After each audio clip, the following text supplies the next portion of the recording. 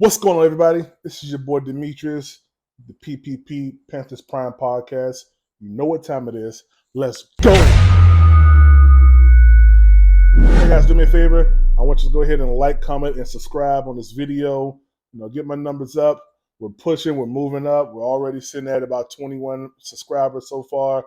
So I appreciate you guys for, following your boy, man. Fourth video. Let's go. We on it. So I'm a little bit behind. I've been on the road driving. In case you guys don't know, I also drive charter buses. So you can go to my other YouTube page, and this is a selfless plug. Go to Demetrius, the motor coach driver, and I'll drop it somewhere. I don't know. I'll drop it. Anyway, so I've been on the road, so I really couldn't put too many videos out. But I'm in the hotel room, I'm chilling, and I got some time. I got 2 days to give you everything that I think. All right, so I'm gonna do a real quick recap on everything.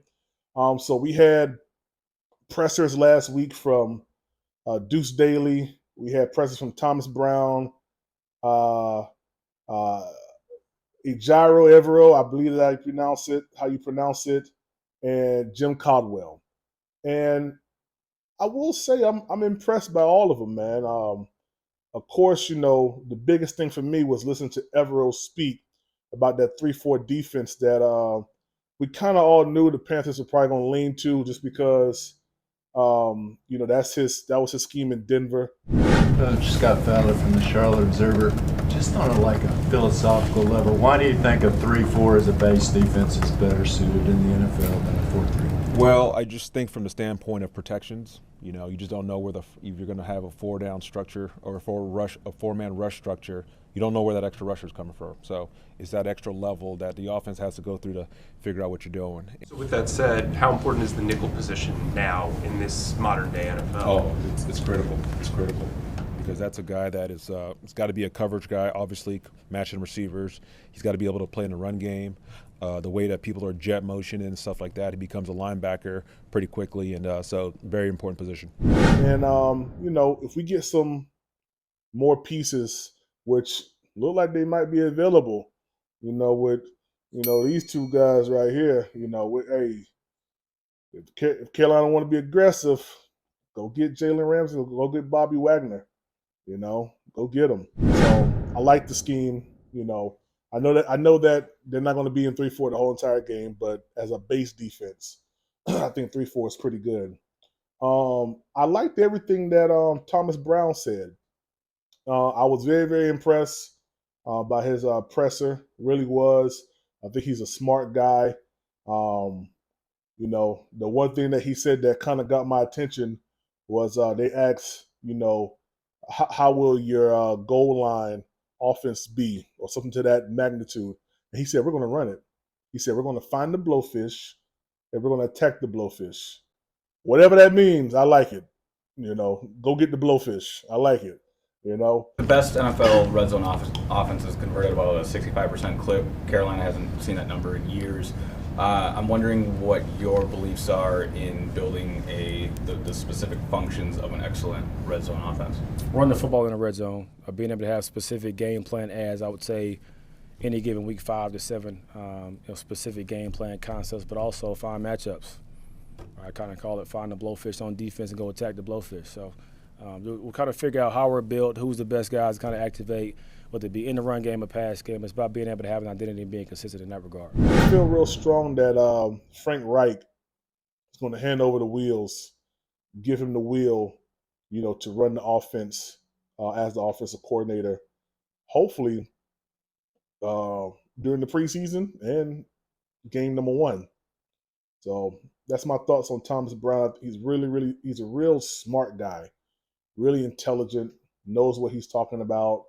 And if he doesn't, he fooled me and everybody else, because the consensus is that he's a very intelligent, very bright person. Then we had Jim Caldwell. Very cool dude, man.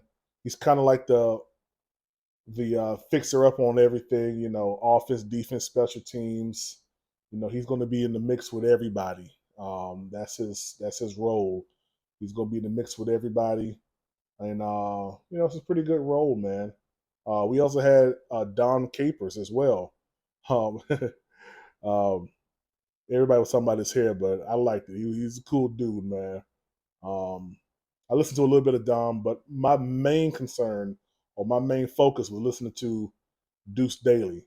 And if you look at the last two videos, well, the first video and the third video that I posted, I made an emphasis to say that we need to bring back running back Deontay Foreman. Dante Foreman back to the Carolina Panthers. And, you know, the one thing that Duce said was it is high priority for him to bring or for Foreman to come back, but his last name's not Fitterer. How high on the priority list is bringing back Deontay Foreman after what he did last season? Super high for me. But you know, my last name ain't Fritter. Duce, So I think that put a strong notion in the air that kind of what I was beating at, the drum I was beating on. We already have a cheap backfield already. Our running back room is already there. You know, Raheem Blackshear, Chuba Hubbard, Deontay Foreman. I mean, we have everything already at running back. Just re-sign him and let's keep on going. He wants to be here. Duce liked him. Duce even brought up the fact that these boys ran up and down the field on him. And we did. That's the game against the Lions. And we put up a record number of offensive yards, you know.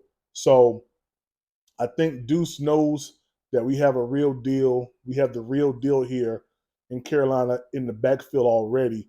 We don't have to go out there and look for anybody. I think this year is, this is what I could have done if, you know, Matt Rule would have put us out there, but he's done. You know, we ain't got to talk about him no more. Like I said, you know, I think on defense, we go after Jalen Ramsey. I'm going to do a video about that pretty soon. Probably today, I'm going to drop that video about Jalen Ramsey and Bobby Wagner, you know, coming on board. I'm going to drop a couple quarterback videos too coming up soon, guys. You know, the combine starts tomorrow. So we got a lot of things to talk about. Trust me. So, all right, y'all, this is your boy Demetrius with the Panthers Prime Podcast, PPP. Like, comment, subscribe.